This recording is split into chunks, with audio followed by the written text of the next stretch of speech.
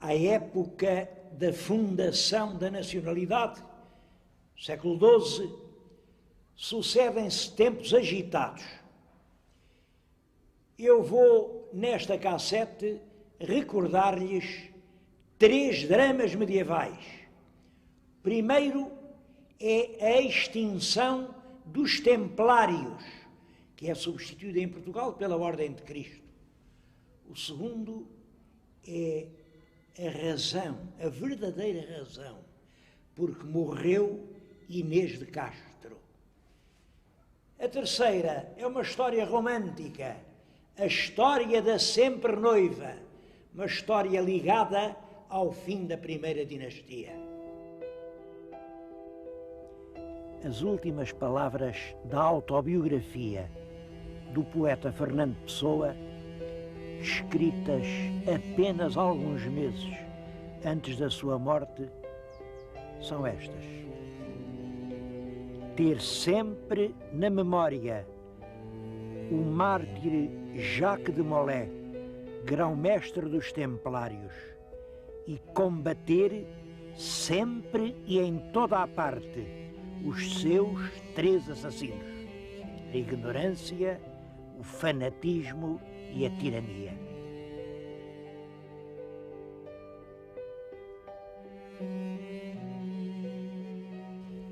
Foi isso que Fernando Pessoa escreveu sobre a morte do grão-mestre dos Templários, queimado vivo em Paris no ano de 1314.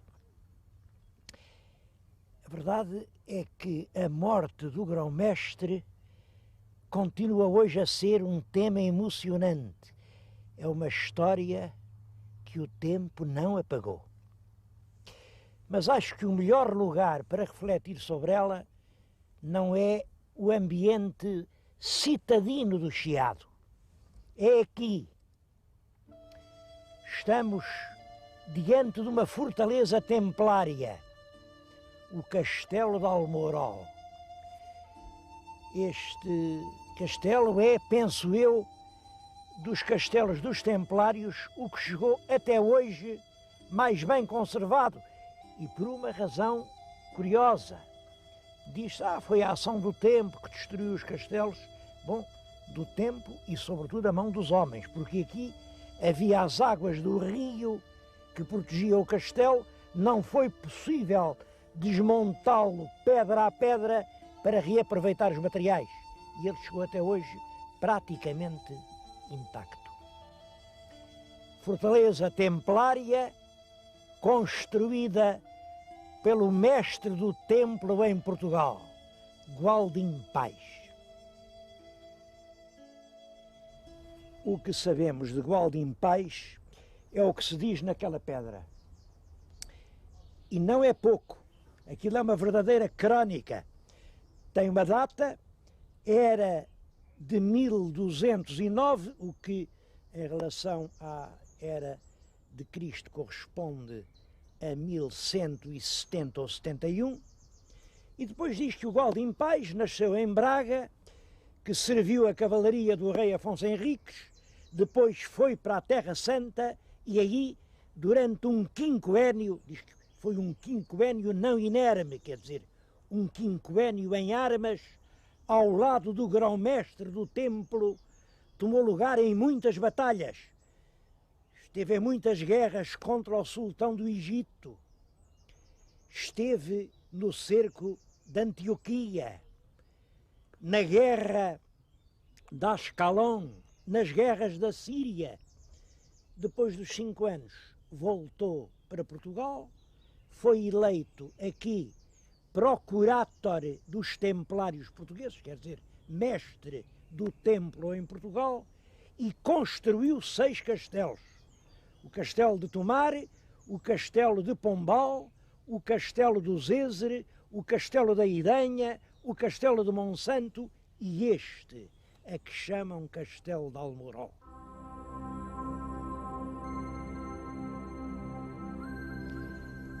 Os templários são uma ordem de monges guerreiros, uma ordem que começou em Jerusalém no ano de 1119.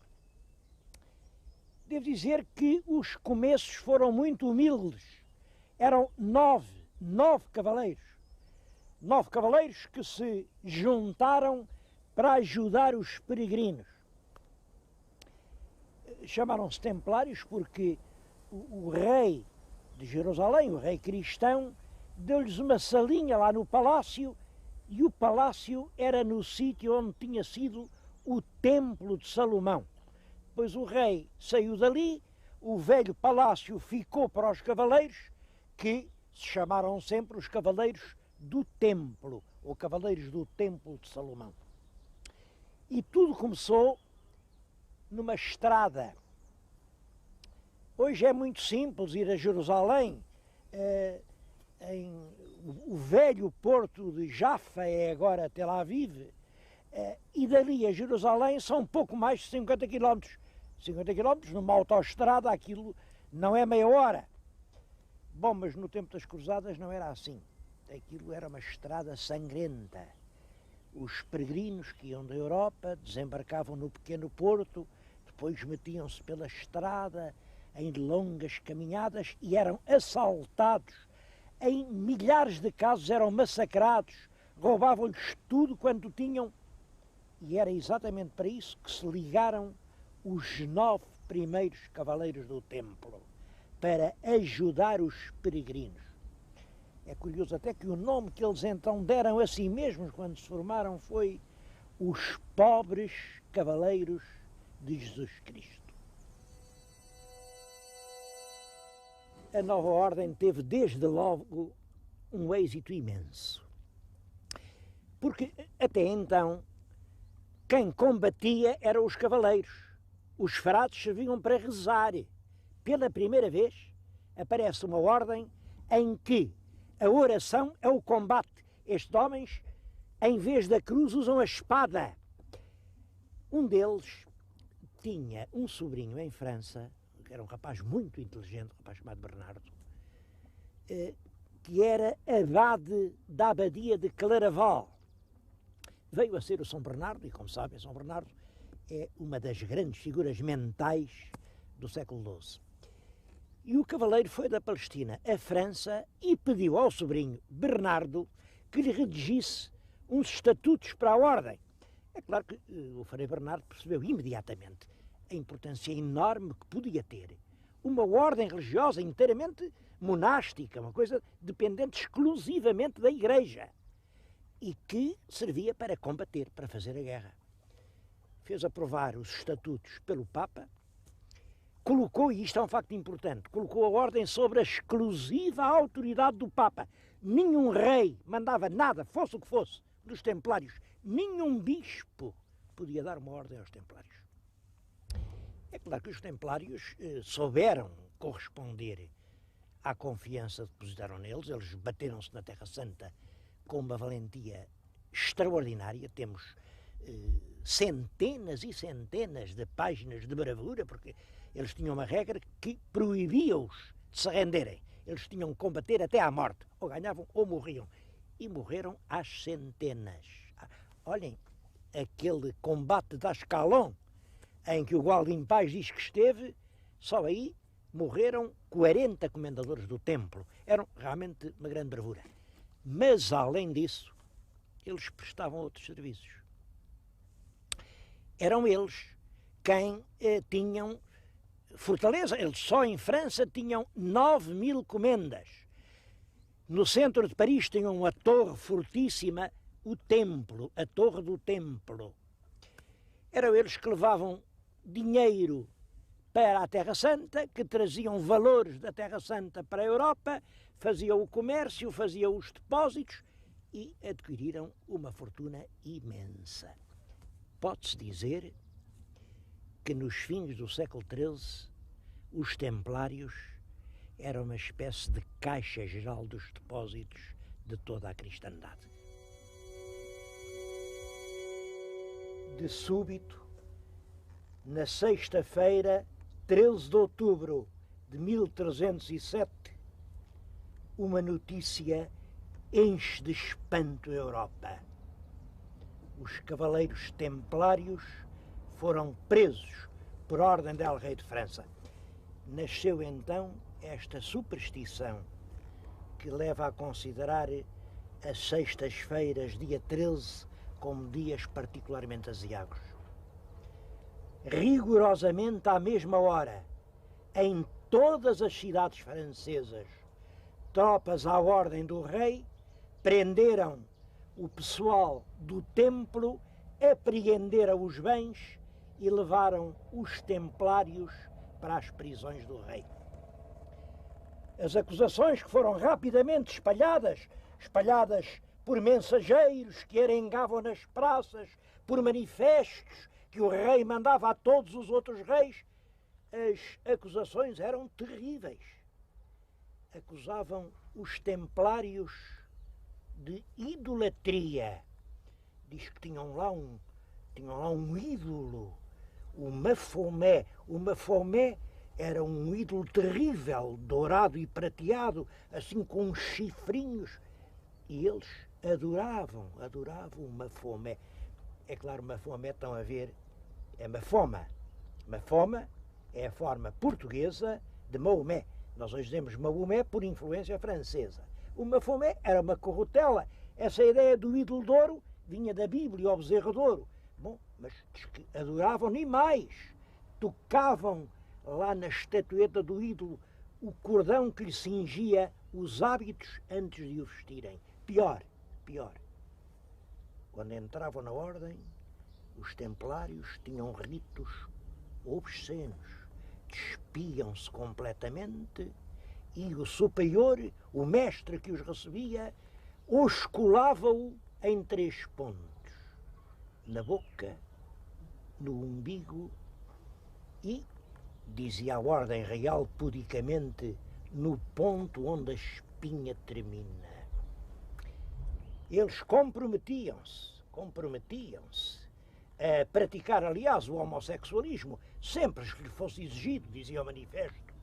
E o mais grave de tudo, eram obrigados a escarrar por 3 vezes sobre o santo crucifixo. É claro que essas acusações eram habituais na Idade Média, eram coisas de molde a comover a piedade popular, a indignar o povo. Marotos, então escarram na imagem. Já outras vezes tinham sido usadas as mesmas acusações, é claro, eram falsidades.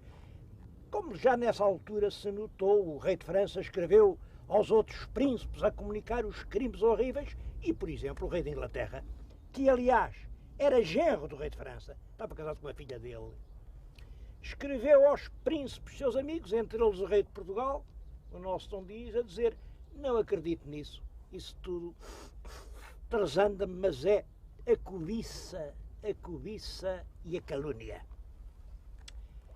A verdade é que começaram então, em 1307, os dramas dos templários. Eles apelaram para o Papa, disseram: o rei não tem autoridade sobre nós, o rei não nos pode prender. Mas o Papa era um francês que tinha sido feito Papa pelo rei de França 2 anos antes.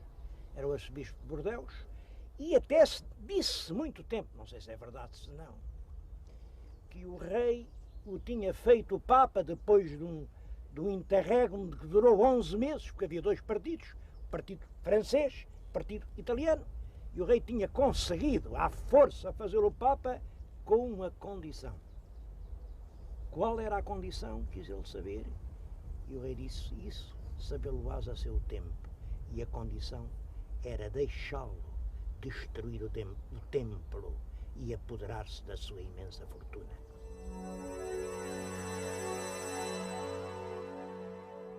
Hoje parece muito estranho que a maioria dos templários tenha confessado. Disseram que sim, senhor, tudo aquilo era verdade. A maioria. É claro, para perceber isso, têm que se ter presentes 2 coisas. Primeiro, os interrogatórios eram feitos com o auxílio da tortura.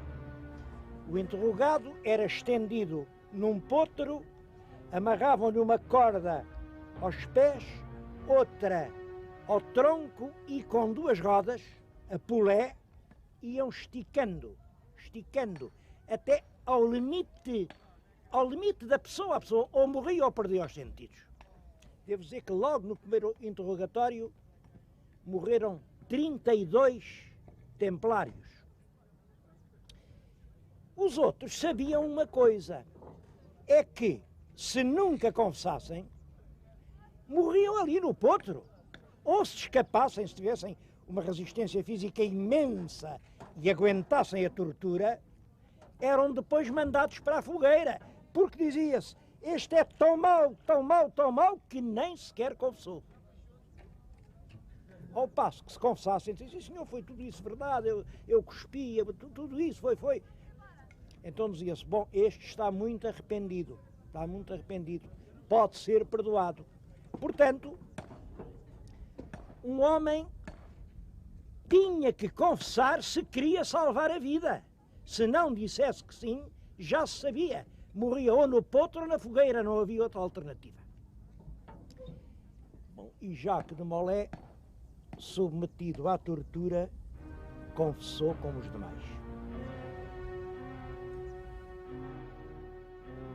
Finalmente, depois de 7 anos de prisão, de martírio, de vexames e torturas de toda a espécie, os senhores inquisidores reuniram para ditar a sentença do grão-mestre Jacques de Molay.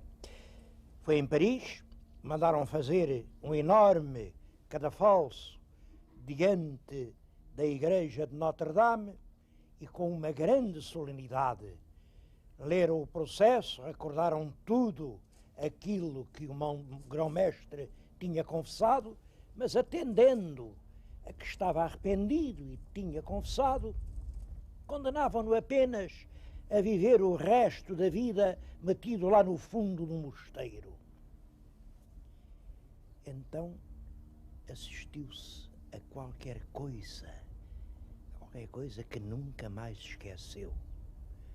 O grão-mestre ergueu-se e disse, há uma palavra que resta dizer.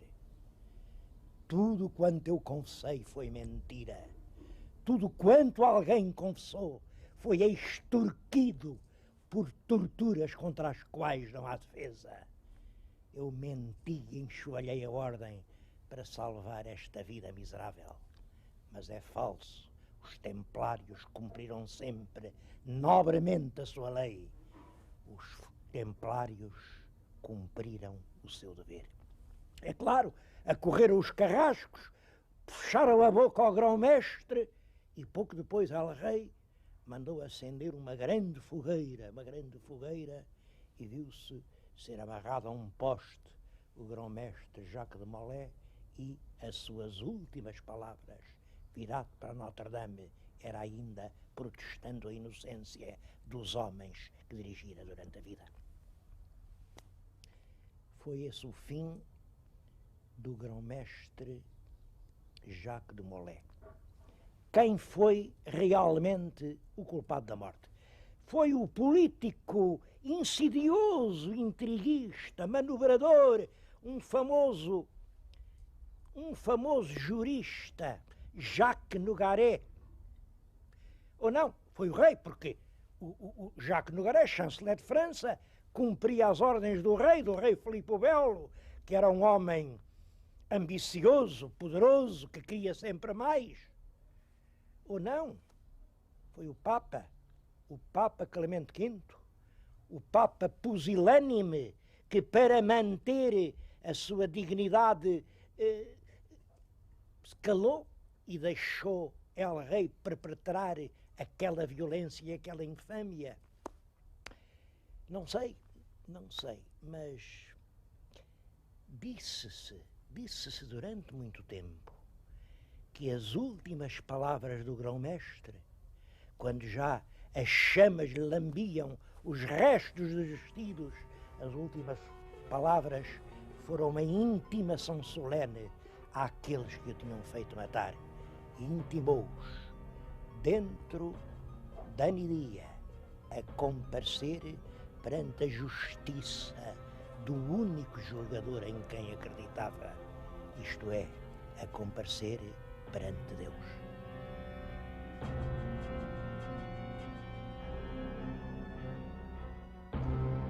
Provavelmente, essa intimação à hora da morte não passa de uma lenda, mas é uma lenda que os factos fizeram nascer, porque, na realidade, os grandes culpados por essa tragédia desapareceram em pouco tempo. Eram três. O primeiro era o famoso chanceler Nogaret, foi quem organizou o processo e quem redigiu a acusação e a inventou. O segundo era El Rei Filipe o Belo, que mandou ao chanceler que fizesse isso. E o terceiro era o Papa Clemente V, que consentiu que o rei de França cometesse essa injustiça. E todos eles morreram. O chanceler, na mesma altura quase que o grão-mestre. O Papa, alguns dias depois, inesperadamente. O rei, menos de 2 anos, era um homem que estava na pujança dos seus 40 anos, respirava saúde e montava os mais soberbos cavalos de França. Pois um cavalo tropeçou, ele caiu, partiu o pescoço, morreu. É certo que menos de 2 anos depois, se há julgamentos supremos, todos eles compareceram perante o Supremo Julgador.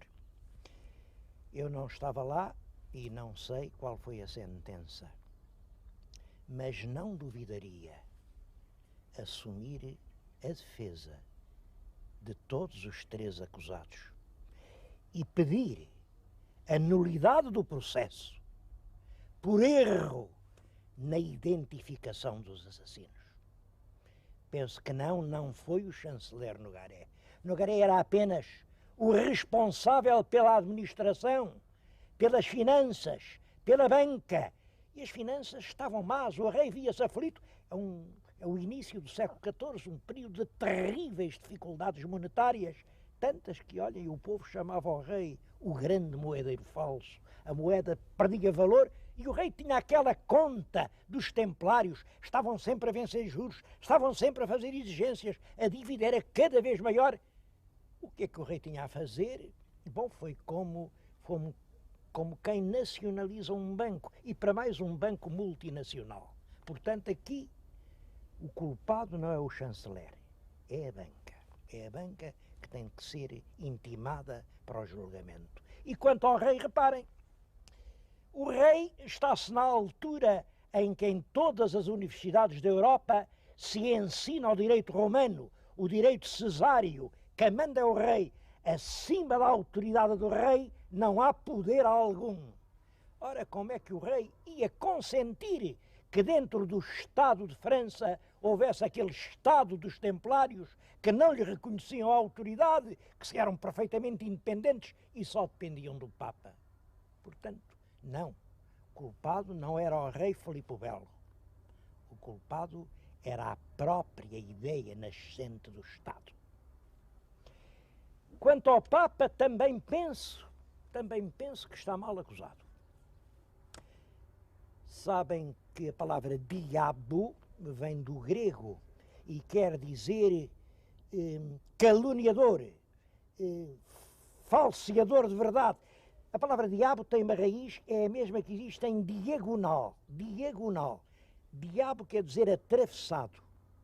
É aquele que depõe falsamente em juízo, que permite condenar os inocentes. Por isso, reparem, o Papa Clemente V, eleito por uma intervenção abusiva do poder temporal do conclave, não era um Papa, era um diabo. E esses